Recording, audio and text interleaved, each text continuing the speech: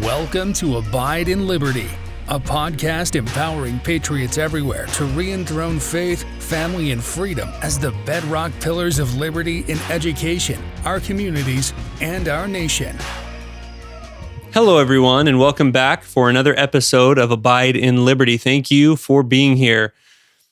Today, I want to do something a little bit different. I want to start off with a little bit of a story of something that happened to me today. But to kind of give this context, I need to go back a little bit. Years ago, my wife and I decided that we really wanted to get our kids on some land. I had been a part of a youth group, and as we'd show up on Sunday, half of the youth that I worked with were from what's called the ranches, and the other half were from a little suburban town. And the ones that were growing up on the ranches always came in talking about how much fun they had spent outside all weekend long, camping, hunting, building dirt bike tracks with their dad, whereas all of the suburban kids could really talk about nothing except video games. So I wanted the former experience for our kids. I share this with my wife, and we all agreed. Well, it took a little while to actually achieve that vision, but achieve it we did.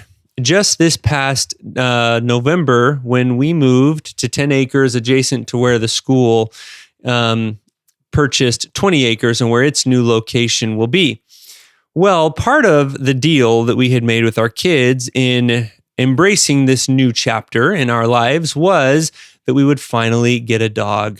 We are all very much allergic to dogs, and so having some outdoor space where that dog can be and where we don't have to be constantly assaulted by allergies was a prerequisite. So that's exactly what we did. And one of the first orders of business, because our kids would not let us forget that promise for more or delay it for more than a couple weeks, over Christmas, we got a puppy. He's a pointer, a German short-haired pointer and lab mix. So great outdoor dog. And knowing the high energy that he was going to have and all of this room that he was going to have to explore on this property, we decided to name him Strider after Aragorn from the Lord of the Rings. Now, it turned out he was very aptly named, and that relates to the story that I'm going to share from this morning, but just a little bit more context first. So, immediately, we started training him. He was doing really well. He's very smart, picked up on everything that we were doing. And one of the big things that we were training him on was when we are outside working and he's roaming, because we don't have fences everywhere, we're teaching him to come when we call for him to come. And that was going really well until we reached the last month or so of the school year. And we kind of, fell off on the training. And just a whole lot happened, and we just were not able to keep up with it. Well, summer's now here in full swing, and we decided it was time to get back to and really cement that training that we had started. And he's doing a lot better. This week in particular, there's been some marked improvement. We've regained a lot of the ground that we've lost. Last night, as my wife and some of the kids were outside getting a little work done in the yard while I was at a church meeting, apparently he found a Gila monster and decided to go up and play with this Gila monster. And in return for his friendliness, he got bitten on his lower jaw, which freaked him out. And from what I understand, Gila monsters, when they bite hard and they don't let go easily. So they kind of have almost like a pit bull type jaw where they just clamp and they hold on. Well, he whipped his head around and flung that Gila monster several feet into a wash near where he was. And that Gila monster rolled over on its back, played dead, which they also do. We went back and checked later and the thing was gone. But his jaw was bleeding.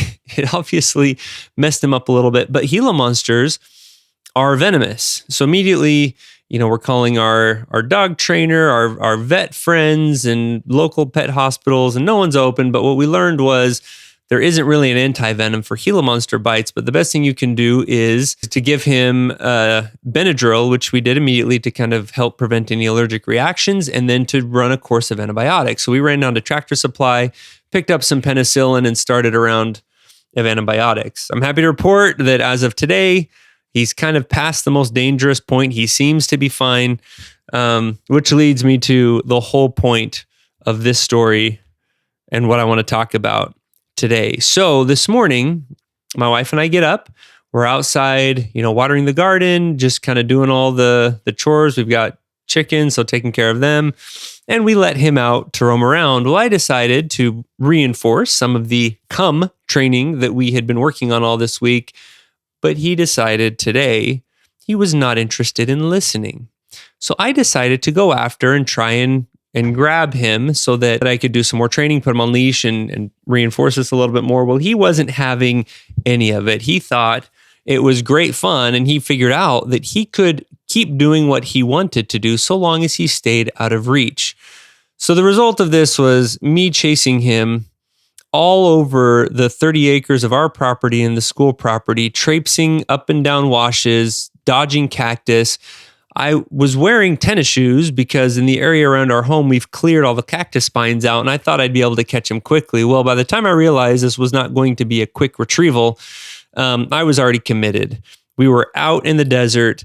I didn't want to lose sight of him because I didn't know he'd never been out that far, and I didn't know if he'd make it back or know how to make it back. So I kept chasing him, trying to get him. And as soon as he wasn't even making eye contact, like he was so unconcerned with me that if he just saw me out of the corner of his eye, he was always sure to make sure that he was just out of reach and exploring and doing everything that he wanted. So I ended up getting all kinds of cactus spine on my feet. By the end of this thing, finally I admit defeat, and I call my wife, tell her where we are, and ask her to come and help. So I at this point, I kind of, I felt probably like a little bit how the hobbits did when they were chasing Aragorn or their Strider through the wilderness, thinking, we're finally going to get to rest.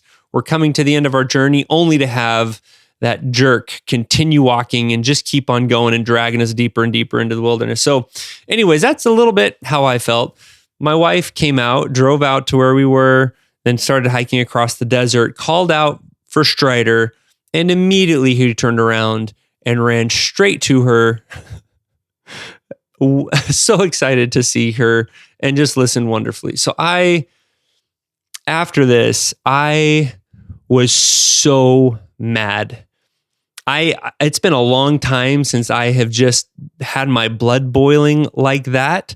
And by the time I got up to my wife and was trying to reinforce a little bit of training again, I ended up getting a big old chunk of cholla cactus stuck in my Achilles tendon. Anyways, I was not a happy camper at the end of all this. We get him in to his dog run. He's panting. He actually did get tired, which I was happy to see that I wasn't the only one feeling like I was going to die from the heat and from the exertion. He was panting quite a bit. He immediately went to the shade and kind of laid down for a while. And I go in to make breakfast, and I had blocked off this morning as my time to kind of mentally and spiritually prepare for recording this podcast. So I made breakfast. I sat down at my laptop and started to pray and ask for God's help to know what I was supposed to talk about. And the thought that kind of came into my mind was a laugh. Like, are you kidding me? You're so angry and upset, and you expect to get heavenly help right now? Matthew 5, verse 22 says, "But I say unto you that whosoever is angry with his brother without a cause shall be in danger of the judgment." Now, it does say without a cause, and I could justify to myself that I had cause to be upset and angry at this dumb dog, which we love. He's really a good dog, but that's not how I was feeling, about 3 hours ago. You could also say, well, yes, but he's not your brother, so it's okay to be angry. And I suspect that when Christ was giving this commandment, it was in part to keep peace among his people, among his covenant people. But there's also something dangerous and corrosive that happens to the person who entertains that type of anger. So whether this is directed at a dog or a car or a situation or a person, the effect on me and on my spirituality is the same. In this case, there wasn't another human being that was hurt by that anger, but I can almost guarantee this dog picked up on it, and I certainly was impacted by it. I guess the lesson that I have from this and that I learned from this is that contention and anger are two of the best ways to put us squarely in Satan's territory. There's a story in the Book of Mormon of a great war hero named Teancum, who at the beginning of a war, they had just finished a war not too long ago with the Lamanites. And in that war, the Lamanites had really come to fear Teancum. Well, at the beginning of this next war, he finds him and his army encamped across from the Lamanites, and he decides to sneak in with a servant. He crosses into enemy territory and assassinates the king. And this kind of throws the bad guys into disarray and confusion for a little while. But the war continues anyways for many, many years. And by the end of that war, Teancum finds himself in a similar situation, encamped right across from the Lamanite forces with no walls in between him and them to keep him from getting at them. And he decides to do the same thing. But by this point, it's been years of war, years of hardship, and he's angry this time. And it specifically calls out that he went forth in his anger to assassinate the king. And this time, he wasn't as good at it. The king was able to wake up his servants before he died. They chased him down and they killed this great war hero. And it just, for me, has always been another poignant scriptural example and an object lesson for the difference between acting in faith and courage and acting in anger. Anger sometimes gives us a false courage and a false energy, but it is not good. This country needs God, and it needs a God-fearing people standing up for what's right. That is absolutely essential. But when we stoop to using mockery, contention, and anger to quote unquote restore freedom, we are batting for the wrong team. We are, in fact, despite what we may think, we are progressing Satan's agenda because we're using his tools. You cannot use Satan's tools, whose mission and purpose is to enslave and deprive everyone of their God-given freedom. You cannot use his tools to build free societies, to restore freedom. If we follow that, if we try to do that, we become wolves in sheep's clothing for the very cause that we're trying to defend and build.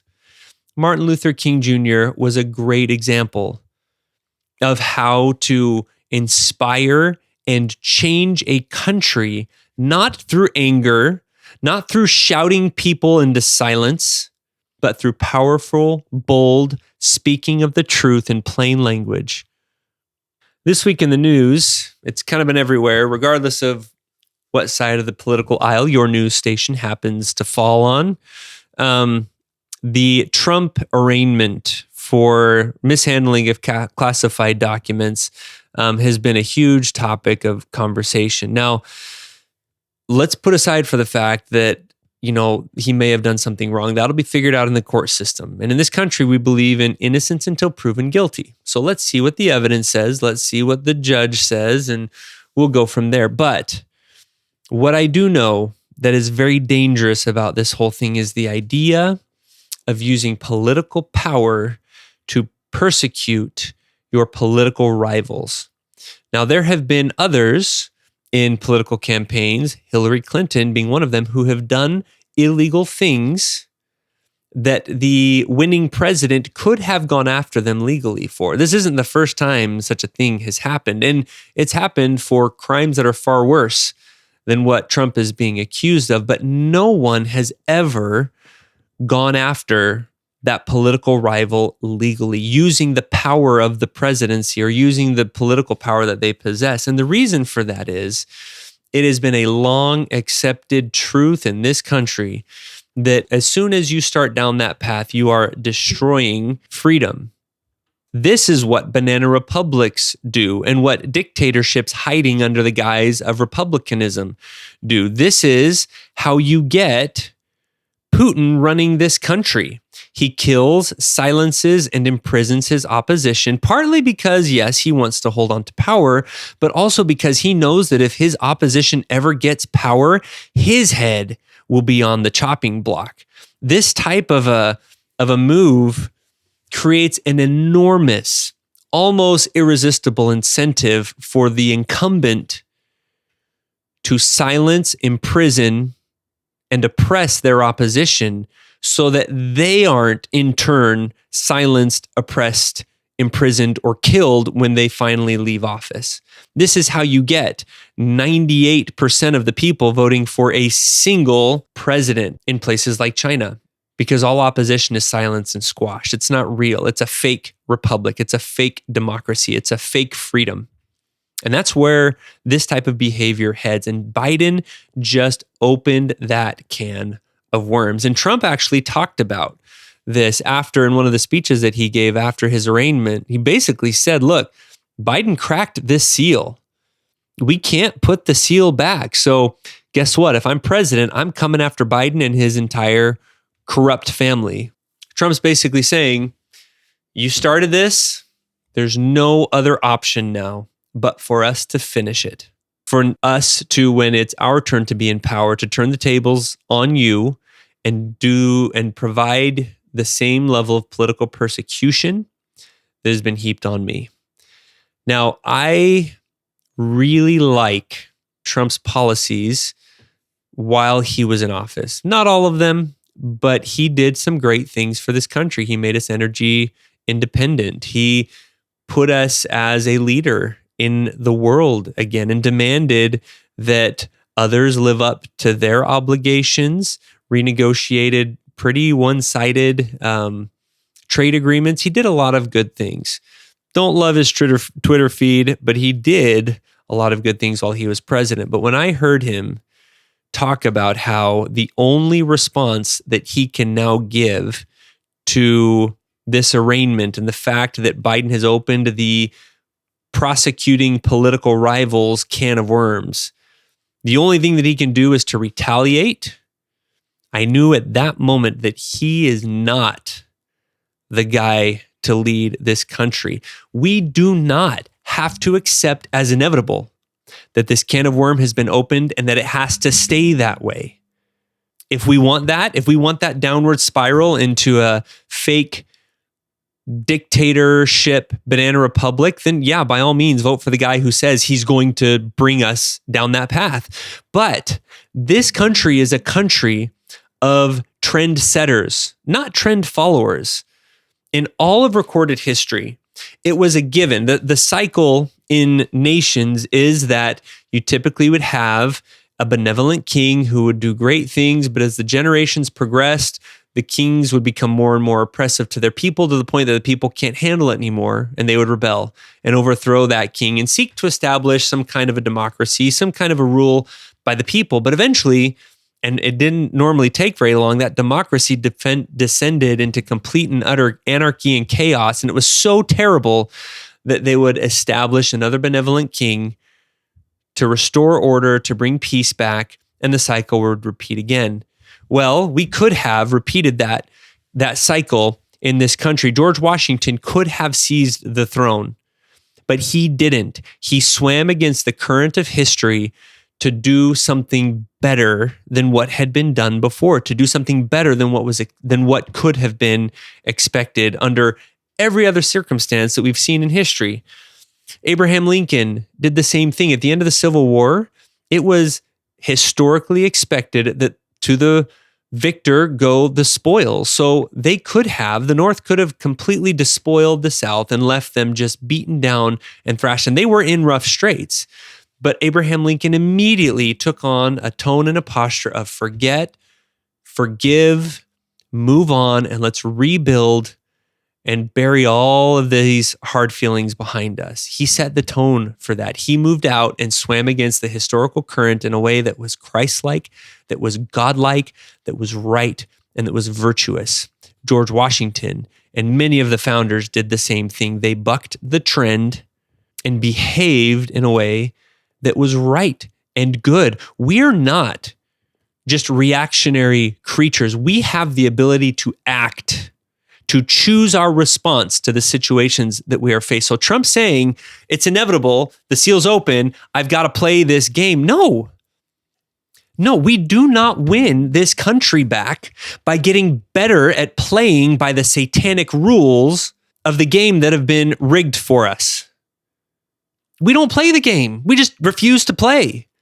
And we play and act in a higher, holier way. If we want to restore this country, we need another George Washington. or another Abraham Lincoln. We do not need another Trump. We do not need a Biden.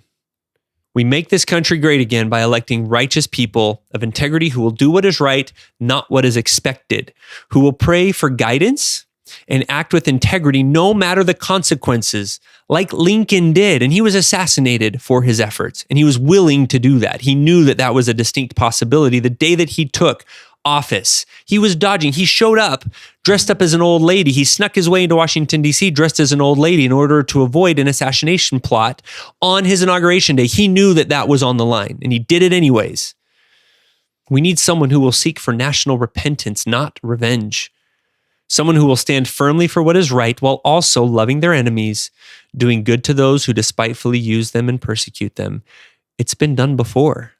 Christ set that example, and those who have done their best to follow his example have risen as beacons of light that have ushered in new eras of peace and prosperity, and that is what we desperately need.